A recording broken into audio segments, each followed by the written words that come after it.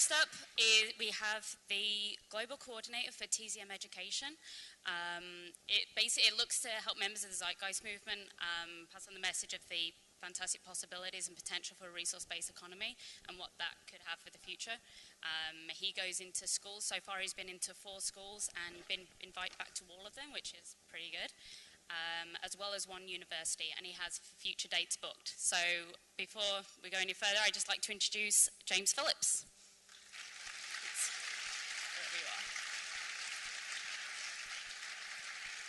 Yes, hello. My name's James Phillips. I'm from the UK chapter. Slightly out of breath from running all the way here. First of all, I'd like to give my sincere thanks to the Vancouver chapter for having me here today. It's a pleasure and an honour to be here. Excuse me. I help coordinate a website called TZM Education. This site's purpose is to help movement members to get the ideas of a resource-based economic model into the education system and to collect the studies and research that validate the educational proposals needed for such a system to come to fruition. Upon coming to the movement, a profound realization hit me when I finally understood our materials. That was the need to influence the educational system at large and the amazing potential this approach could have with regards to the much-needed transition into a resource-based economy. The reason for this is twofold. The first is that schools house people with less culturally indoctrinated mindsets. Mindsets that are more willing to take on new ideas. Cheers. This potential openness a child has towards the notion that they really could radically change the world and make it a better place is not merely to be passed off as simple childish naivety. Children bring new eyes to old problems, and they don't have the same cultural baggage that many adults will have from years of having their aspirations for a better world beaten down. The real problem is, in my view, that many in the adult world have simply forgotten how to view the world through the eyes of a child. Wouldn't the definition of naivety, immaturity, selfishness and irresponsibility be to think that you can have infinite growth on a finite planet? After all, this is what the adult world says makes sense, right? Then we have the audacity to lecture kids on how to behave. It's high time the adult world took a moment to pause and reflect on how they used to view the world when they were a child, and they'll quickly see it for what it is, a playground. And guess what? Playgrounds have to be looked after, otherwise playtime is over. And the second is that the educational system controls society and how it operates. Therefore, it's not really that surprising that most schools in this system are there largely to establish fixed habits of response to authority. They are the engine room for the creation of the mindset needed to fuel the system in which they exist. As I will point out in part 1 of this presentation, our current system of coercive compulsory education's intrinsic design features reinforce obedience, docility, and act largely as a cookie-cutting plant to pump out an obedient population of work slaves ready for the marketplace. Through the use of coercion to create conformity to the prevailing status quo, the current educational system preserves itself largely by stifling independent, critical thinking skills. This is expected when you understand that culture reflects education and education reflects culture. They have to for the system to function at all. And in part 2, we'll take a look at some of the potential educational perspectives that could help bring about the much needed transition into a resource-based economy. Part 1, the history of coercive education. In pre-literate societies, education was achieved orally and through observation and imitation. The young learned informally from their parents, extended family and grandparents. And at the later stages of life, they received instruction of a more formal nature imparted by people not necessarily related in the context of initiation, religion, or ritual. With the development of the reading and writing and eventually the printing press, it became possible for stories, poetry, knowledge, beliefs, and customs to be recorded and passed on to future generations and a wider social demographic. And thus began one of the first major repressions of education, the restriction in the teaching of literacy. For hundreds of years, reading and writing was kept as the privilege of the privileged across nearly all human cultures. The power establishment of monarchs, church and state realized that knowledge was a dangerous liberty to afford the masses under their control, and so they restricted its teachings to the upper echelons of society in order to help preserve their position of dominance in their given culture. Take the example of William Tyndale. He was the first to translate considerable parts of the Bible into English from the direct translation of the Hebrew and Greek texts, and the first to take advantage of the new medium of print, which allowed for its wide distribution. Was he to be thanked for the spreading of the Holy Scripture to the common man by the church leaders of his day? No. This was taken to be a direct challenge to the hegemony of the Roman Catholic Church, and a combination of this defiance against the ruling cardinals and his opposition to King Henry VIII's divorce from his then wife Catherine of Aragon at the time on the grounds of it being unscriptural, led to him being tried for heresy, choked, impaled, and burnt at the stake. So whilst Plato's Republic is widely credited with popularizing the concept of compulsory education in Western intellectual thought, it was not until the time of Martin Luther and the Reformation in 16th century Europe that the first compulsory systems of education were set up. The aims of this were, in the words of John Knox, a leading Protestant clergyman at the time, to instill the virtuous education and godly upbringing in the youth of the realm. This was an early sign of the recognition on the part of a given culture's elite to educate the children of that society towards preserving their interests. From here, the journey to the importance we now place on a universal compulsory education for all has been arrived at through a variety of different twists and turns in cultures around the world, ranging from the desire of the church to permeate society with its teachings, to the economic demand for apprentices in varying industries and professions. The current system of state-prescribed education up to 16 years of age is actually a rather recent development, with many of our current educational approaches being born out of the economic, technological, and philosophical era of the Enlightenment and the Industrial Revolution.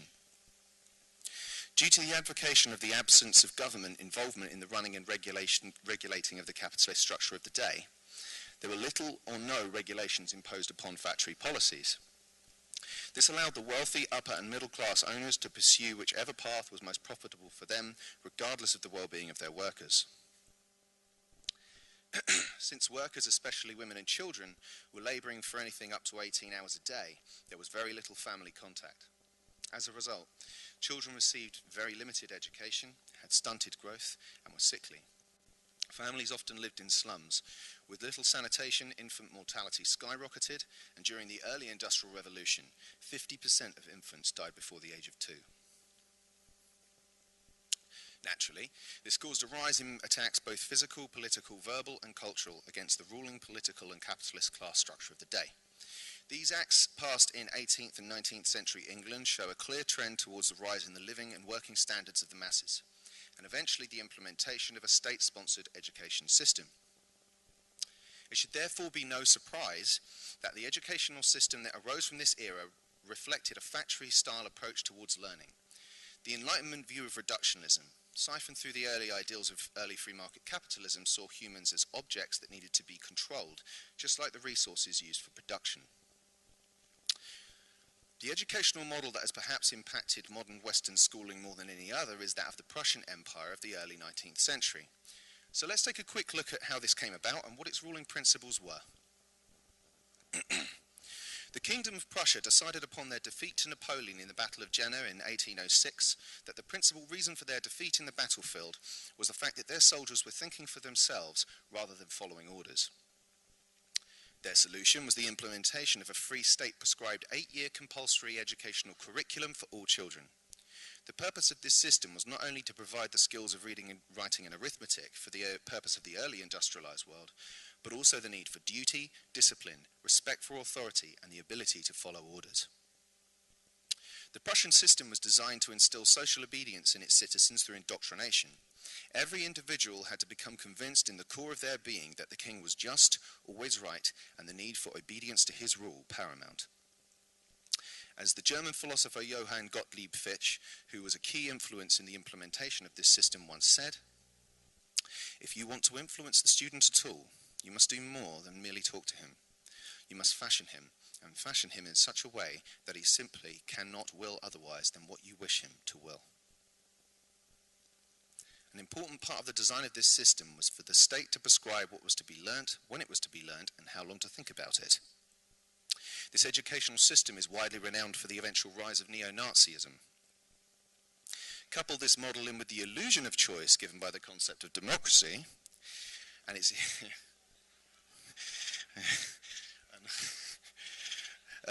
And it's easy to see why we have such a docile, obedient, and subservient population today. Progress has indeed been made from the days of the Cane and Dunce's cap, but nonetheless, a model of state-enforced education based on working hard rather than thinking hard is still in operation structurally. It's largely based on rote learning and the memorization of facts in exchange for rewards and punishment for the dissenting pupils in the ranks if the subscribed subject matter is not adhered to. Critical thinking, problem solving, and independent thought cannot be allowed to enter its metric of value. This point is well made by author and teacher John Taylor Gatto in the book Dumbing Us Down. The very stability of our economy is threatened by any form of education that might change the nature of the human product that schools now turn out. The economy school children now live under and serve would not survive a generation of young people trained, for example, to critically think. People who are confident, independent, self-assured, and critically analytical don't make very good consumers, I'm afraid. So the first value orientation that's reinforced in our system is that of materialism. Many studies now show what we've long intuitively suspected. That is that past a certain point, material wealth and acquisition do not add up to us being happier. People focus more on materialistic pursuits when they feel insecure, inadequate, fearful, and anxious. Keep this in mind when we run down the design features of our current educational model, as I will point out that these tendencies are built into its design intrinsically. People actually think that they must buy things they don't need to make impressions that won't last onto people they don't know in an attempt to secure their position of worth in society.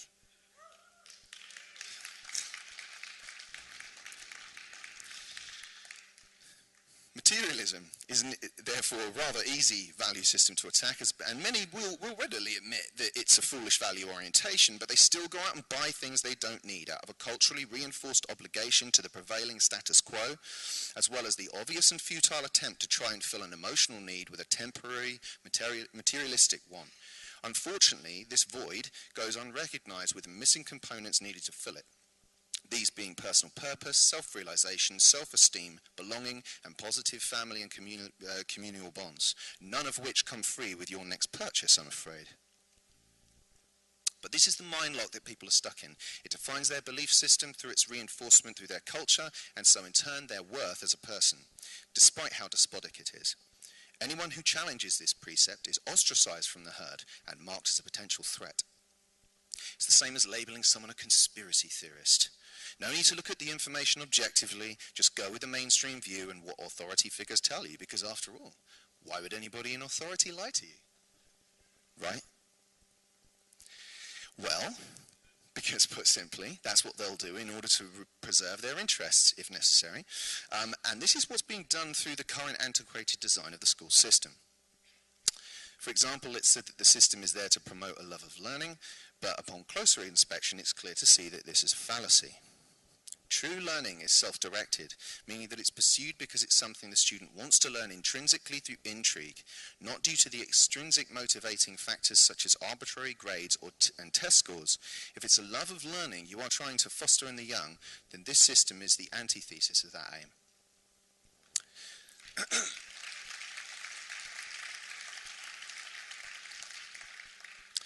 The 7 main design features of the coercive educational model are pointed out again in the book Dumbing Us Down. They are confusion, class position, indifference, emotional dependency, intellectual dependency, conditional self-esteem, and surveillance. So, let's go through these attributes briefly, starting with point number 1, confusion. Yes, it was a confusing time, wasn't it? This is instilled through the seemingly unrelated relationship of subjects to each other and the natural world. This is why the question, why will memorizing this information be useful to me later on in life, is so often asked by pupils in school. The real answer is that in a streamlined job market, it probably won't be. School is about completing tasks on time and to the required standard set out by those in command, just like the world of work. Point 2, class position. This is imposed through merits, demerits, grades, praise and punishment to divide and rule the class. Divide and rule. Where have I heard that before? Anyway, the lower the the grade, the more contempt there is for the person from his peers and parents and authority figures. The competitive classroom model brings the conditioning process of the world of work into play by reinforcing the notion that you must climb upon others in order to receive reward from authoritarian figures, and this is achieved by pleasing those in that position of authority. Point 3, indifference. Indifference is another needed attribute of this educational system. You must show your enthusiasm for a given topic and respond in the subscribed way for authoritarian favour, even if you find the subject and the way it's being taught uninspiring and dull. This is perfect for the world of work, because even if you hate your job, you still need to pretend that it's the best and most amazing thing that's ever happened to you. Who knows, if you're a really good boy or girl and show us how interested you are in the meaningless, boring and most likely pointless tasks set out for you, then we may just give you some more debt slip tokens in next month's goodie bag, or a nice little more title in front of your name. Lucky you. Another way of instilling this attribute of indifference is by the ringing of bells. This is a classic operant conditioning technique, signifying a break in concentration of the student. Promotes the subconscious idea that no task is worth thinking too deeply about, and that when the boss says it's time to move along to the next workstation, well, it's time to move along to the next workstation. Like the memory hole in 1984, the ringing of bells serves to destroy both past and future, making every interval of time, just like the last, helping to reinforce a state of permanence in the very fabric of the reality prescribed by Big Brother. Point 4. Emotional dependency. Through the mechanism of punishment and reward, it's easy to make sure that self-esteem is dependent upon whether that person in the position of authority says you can feel that way about your actions. It's easy to see how this one-size-fits-all educational system is not designed to do anything other than reinforce uniformity and obedience to the prevailing status quo. Point 5. Intellectual dependency. Good students wait for the teacher to tell them what the truth is. The prescribed curriculum is all that's relevant, so we must wait for those in the positions of authority who possess the relevant knowledge and information to deliver it to us on a spoon. Deviation onto a chosen path of interest is prohibited. Point 6. Conditional self-esteem. People must be told what they are worth by those in the know. They are allowed to feel good about themselves when they're told they can. This is further perpetuated by the imposition of grades and mandatory standardized test scores being sent home, so that the shame and pride aspect can be reinforced yet again by more authoritarian figures in the form of a child's parents. The system, as pointed out earlier, could simply not take an influx of self-evaluating, confident, objective, critically thinking and emotionally stable people. And finally, point 7, surveillance. Lack of privacy is another necessary attribute to reinforce in a system of dictatorial control. Class changeover lasts close to 300 seconds to limit promiscuous fraternization.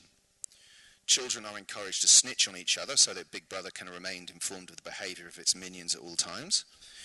Of course, the domineering force of the state can't end at home time. It must be continued on with a second shift in the evening called homework.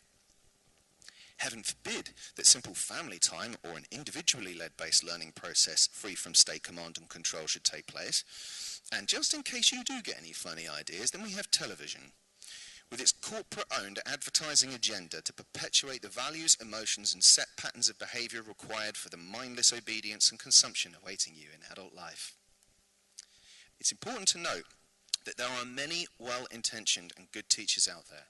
Many of them feel the same way about this system, and they are often under immense pressure to turn out good results. So in some ways, it's simply astonishing that there are any good-natured, fun, inspiring, and vibrant teachers out there at all. Unfortunately for them, it's like trying to pedal a bike uphill with no wheels. The structure itself is flawed. So what do we do about this despotic educational design? How will we change it, and what will our new educational imperatives be? In part 2, we'll look briefly at the educational perspectives needed for a resource-based economy. This is laid out very concisely in the book The Best That Money Can't Buy by Jacques Fresco. A must-read for anyone who wishes to understand the resource-based economy and how it works. The more intelligent our children, the better our lives and the richer our culture will be.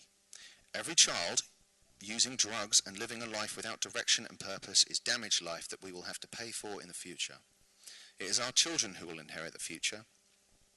With the proper information and nurturing, they will understand that Earth is a fantastic place capable of providing more than enough for the needs of everyone. The attributes of this educational model for a resource-based economy are then outlined in the same chapter, some of which are working towards regarding the world's resources as a common heritage, transcending the artificial boundaries that separate people, outgrowing political governance as a means of social management, utilizing the highest quality products for the benefit of the world's people whilst eliminating planned obsolescence, encouraging the widest range of creativity and incentive towards constructive endeavors, arriving at methodologies through careful research rather than random opinions, and providing not only the necessities of life, but also the challenges that stimulate the mind whilst emphasizing individuality rather than uniformity.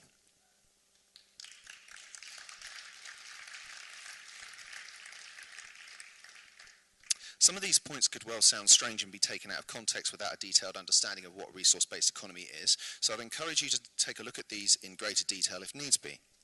It's worth noting, however, that no one will be forced to accept this system. You either see the merits and potentials of such a direction and constructively apply yourself towards promoting the underlying understanding of the synergistic relationship between ourselves, our surrounding environment, and the need to solve the root causes of problems in an objective manner, or you don't. Using force does not change perceptions, proof does. For these 19 attributes in such an educational perspective to come to fruition, people must understand the merits of collaboration, empathy, learning, and the need for the alignment of ourselves and our social system towards the needs, to our needs, rather, and the emergent nature of reality, or I'm afraid we are simply setting the stage for our own destruction. It's imperative to understand that it's a train of thought that leads to all manifestations of human structures, ideals, understandings, beliefs, and behavior. Therefore, comprehending and cultivating the educational imperatives and values required for this train of thought is itself the system's integrity. Without this, quite simply, there is no resource-based economy.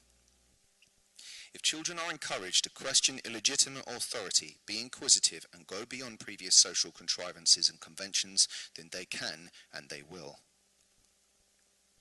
The educational environment does not simply end when you leave school. The human brain is constantly receiving information and filtering it to help us understand the surrounding environment and the required interaction needed for our prosperity and survival within it. It's what makes us so adaptable to changing circumstances. The environment must reinforce the behavior and practice of operations you would like to see in every sense of the word. I'm afraid that you cannot have a competitive, scarcity-preserving, profit-based system of operation for your survival and then try to teach children to go out into the world and be nice and share. The two are diametrically opposed. In an emergent society, a new cultural perspective will be needed to be reinforced that will require our children to push the boundaries of convention and overcome our failings, not perpetuate them. This is why, through approaching the school system directly, that we as a movement can effect the necessary change. There are many interesting and creative ways of doing this. You could play collaborative games and sustainable thought exercises for the younger age ranges. You could present new and more efficient technologies such as hydroponics, maglev trains, systems, nanotech and alike that will help to open slightly older minds to the marvellous and unlimited potential the future could hold. Or you could talk at higher school levels and universities about a resource-based economic model explicitly. This is one of the principal aims of TZM education, to share and provide ideas and materials in order to help members to go into educational institutions and talk about these ideas with students, parents and teachers. Best of all, we're not alone. There are many forward-thinking models of education adopting new approaches towards learning now. Whilst these educational systems are not entirely those of a resource-based economy, some, including Rudolf Steiner schools, the democratic school system, homeschooling, the Montessori school, and even whole countries like Finland are heading in the right direction. Whether it's science, maths or reading, Finland regularly comes out on top in all internationally comparative tests and has no failing schools. Importantly, it also scores highly in levels of child happiness too. Does it do this by a draconian, top-down, authoritarian management of education? No, quite the opposite actually. Children start school later at the age of 7 to build excitement and strong familial bonds. The school day is broken up with far more regular intervals for unmonitored play, helping to build trust between the teachers and children. Teachers are held in the highest regard and they are highly educated. There are often 3 teachers to a class in order to help struggling children. Teachers are called by their first names and they stay with the children from ages 7 to 13, helping to build an understanding and relationship with the child and their parents. Class learning is a collaborative effort rather than a competitive one, and the same is true between schools as there are no school league tables in Finland.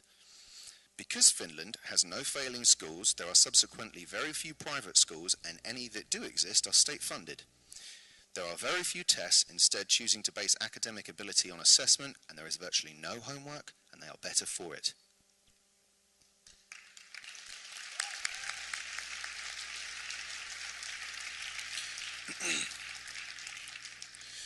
The fact that we may find this surprising only goes to show how far adrift we are in our current understanding of how to foster a true intrinsic love of learning in a child. I expand upon this point in greater detail in last year's TZM Education presentation in London, so I'd encourage you to go to the site and give it a watch, but needless to say that learning is not something that needs to be forced, but instead it needs to be made interesting, fun, and focused on the positive development and needs of the child. In turn helping them to become happy, empathic, critically thinking, thriving members of society. This was supposed to come up when I clicked the slide.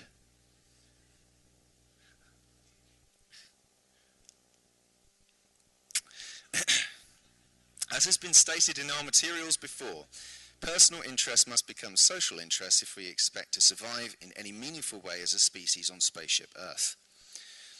In this sense, people would become the currency. The next person you meet in a resource-based economy could be a member of a team for research into new medicine, transport systems, or food distribution. To hurt them would be quite literally to hurt yourself. In our current system, the parallel would be to take a $20 bill like this and tear it in half. The reason you don't see that happen is because there's no reinforcement for it. The artificial monetary sequence of value is what is reinforcing our culture today, not people, and that simply has to change. The emergent nature of reality, common good for your fellow man, empathy, and the pursuit of knowledge for the betterment of humankind is the value set that must be promoted to encourage our young people to truly be the light of change they wish to see in the world.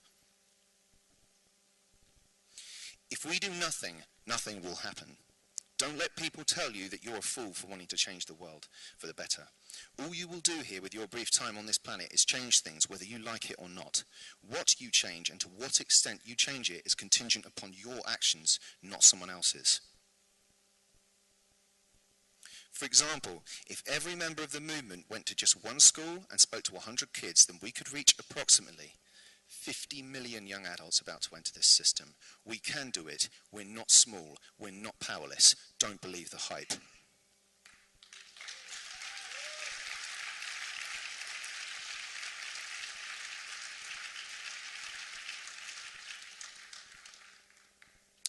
Because quite frankly, this is not the best we can do. And I, for one, will not stand for it. I will not allow my children to grow up in a world that thinks that a system that lets billions starve whilst a few prosper is the best we can do.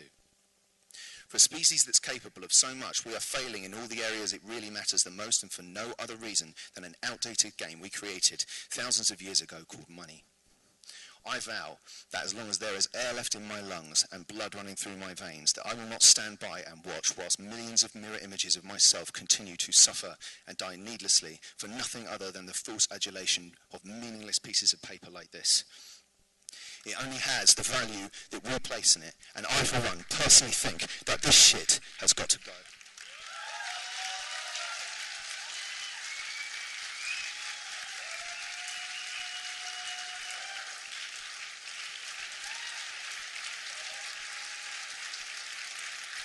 Thank you.